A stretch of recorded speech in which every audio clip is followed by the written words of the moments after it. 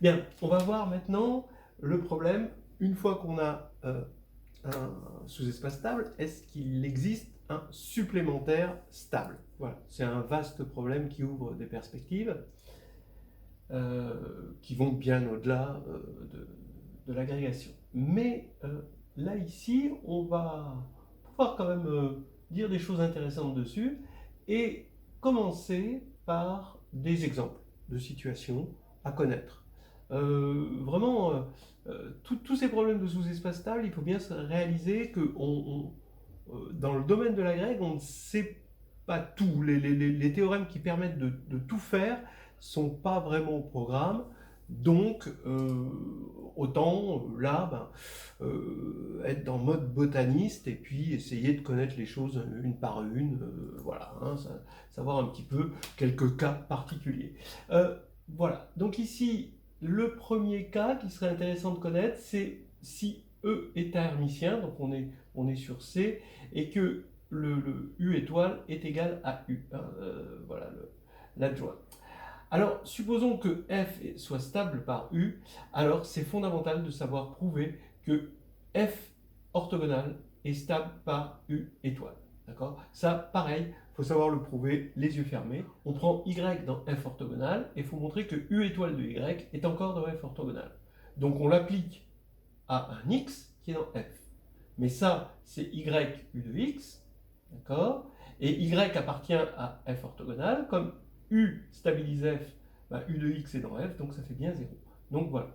Maintenant, si U étoile est égal à U, donc ça c'est vraiment un grand classique à connaître. Si U étoile est égal à U, alors U stabilise F orthogonal, puisque U étoile est égal à U ici.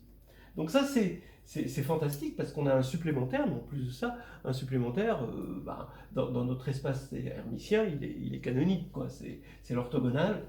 Et ça, c'est pour ça qu'on crée des sous-espaces hermitiens, hein. Souvent, c'est pour avoir des orthogonaux qui donnent des supplémentaires. Et en plus, une façon facile de décomposer en somme directe. Alors maintenant, plus généralement, ça c'est un théorème assez connu, si U et U étoile commutent, donc c'est les opérateurs normaux, alors regardez ce qui se passe, hein, donc ça c'est la base du truc, on sait que U va être diagonalisable en base orthonormée, c'est même un si et seulement si. Regardez la base du truc, vous prenez E lambda U, donc c'est quoi? C'est le sous-espace propre pour la valeur propre lambda de U.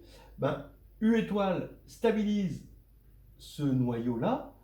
Pourquoi? Parce que U étoile, comme il commute avec U, il commute avec tout polynôme en U. D'accord? Voilà. Et comme U étoile stabilise ce noyau, ça veut dire d'après ça que U étoile étoile, si vous voulez, donc U, stabilise l'orthogonale. Voilà. Donc ça veut dire que vous aviez, et ça c'est l'orthogonale de E lambda U, hein, ça c'est E lambda U. Donc vous aviez un sous-espace propre, qui est forcément stable, et son orthogonale est stable aussi, et allons-y pour la récurrence, hein, d'accord, sur la dimension. Bon, voilà donc quelque chose à bien connaître, ce cas hermitien. Un cas presque évident au départ, c'est le cas des homothéties. Ben oui, parce que une homothétie, on a dit que tout est stable. Maintenant, par la base incomplète, vous avez l'existence d'un supplémentaire. Mais ce supplémentaire, comme tout est stable, il est stable. Donc pour les homothéties, ça marche bien. Tout sous-espace stable possède un supplémentaire stable, c'est juste la base incomplète. Mais maintenant, plus généralement, si U est diagonalisable, ce qui généralise peut-être dans un certain sens les homothéties, alors E, on a dit que c'était somme des sous-espaces spectraux, puisque qui est scindé, et donc les sous-espaces spectraux, c'est rien d'autre que les sous-espaces propres. Donc c'est la somme, pour lambda dans le spectre, hein, je ne l'ai pas écrit, des E lambda, des sous-espaces propres, E lambda. Donc maintenant, on sait, on a vu tout à l'heure que F, c'était la somme directe, si F est stable, alors F est la somme directe des K lambda inter F, donc finalement des E lambda inter F. Donc on se ramène à E lambda inter F, d'accord? Maintenant, E lambda, l'induit de U sur E lambda, c'est une homothétie de rapport lambda, donc on se ramène aux homothéties. Et là, ce sous-espace qui est stable, puisque c'est l'intersection de deux sous-espaces stables, ben, il possède un supplémentaire stable par U, hein, puisque lui c'est une homothétie, hein, U c'est une homothétie là-dessus. Donc on a un supplémentaire qu'on va appeler G lambda, et on fait la somme de tous les G lambda. Ben, la somme des G lambda va être supplémentaire dans E de la somme des E lambda inter F, mais la somme des E lambda inter F c'est F, donc ça veut dire qu'on a trouvé un supplémentaire stable à F dans E. D'accord ? Donc, dans le cas d'une homothétie, c'est évident. Dans le cas de diagonalisable, c'est pas tout à fait évident, mais ça vient de cette petite propriété de distributivité de l'intersection dans ce cas précis pour les sous-espaces spectraux. Donc maintenant, on va regarder le lemme de fitting, soit U un endomorphisme, et on va regarder la suite des noyaux emboîtés. Donc on itère les noyaux ici de U jusqu'à ce qu'on ait une égalité, et à partir de ce moment-là, on sait qu'on a une égalité partout. D'accord ? Et à ce moment-là, pour des raisons de formule du rang, vous comprenez que les images emboîtées sont emboîtées dans l'autre sens, évidemment, hein, d'accord ? Et ici, on va avoir l'égalité au même moment, bien entendu.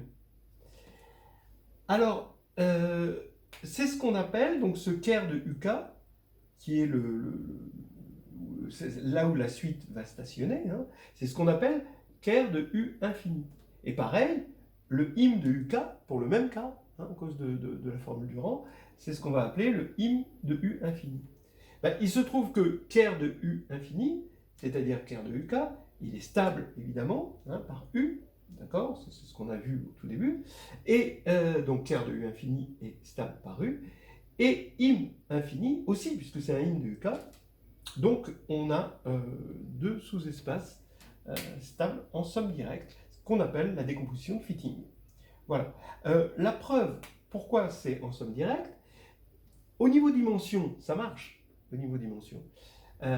Mais, c'est-à-dire que la somme des dimensions, c'est la dimension de E. Mais, est-ce que ça veut dire que c'est en somme directe? En général, c'est pas parce que les dimensions coïncident que ça va marcher comme dans nos rêves.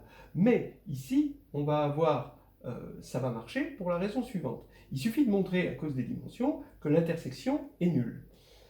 L'intersection est nulle, donc je prends un x dans l'intersection et je veux montrer que x est nul. Donc x, il est égal à, il est dans im de u infini, donc il est égal à x égale u puissance k de y, pour ce cas-là, hein, où ça stationne. Et maintenant, je vais exprimer que x appartient à Kerr de u infini, donc uk de x égale 0, là où ça stationne pour le cas où ça commence à stationner.